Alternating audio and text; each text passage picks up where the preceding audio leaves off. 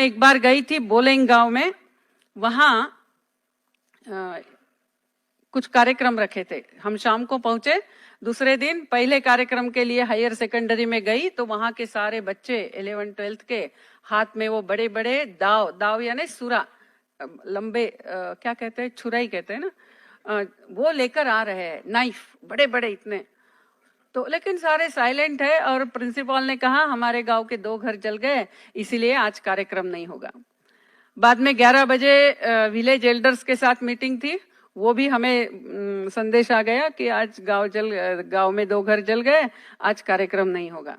3 बजे मातृ सम्मेलन था, फिर से मैसेज आया कि आज गांव में 2 घर जल गए, इसीलिए आज मातृ सम्मेलन नहीं होगा। मैंने कहा ठीक है, नहीं होगा तो नहीं होगा, लेकिन क्या हो रहा है गांव में ये तो बताइए। तो बोले अरे दीदी आपको पता नहीं। फिर उन्होंने बताया ये बच्चे जो गए ना, वो जंगल में बांबू काटने के लिए गए, और गांव के बड़े लोग जो थे वो जो 2 घर जल गए वहां गए, सारा साफ किया, तब तक बांबू आने लगे।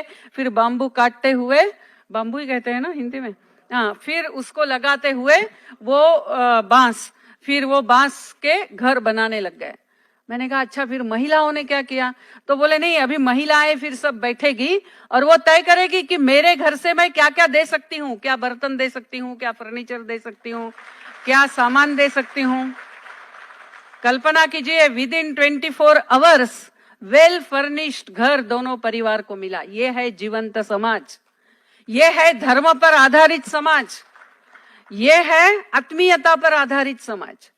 ये हम एप्लीकेशन लिख रहे हैं, हमारा घर जल गया, कलेक्टर को बोल रहे हैं थोड़ा कुछ कीजिए, और वो चलता रहेगा, तब तक ये परिवार कहाँ रहेंगे?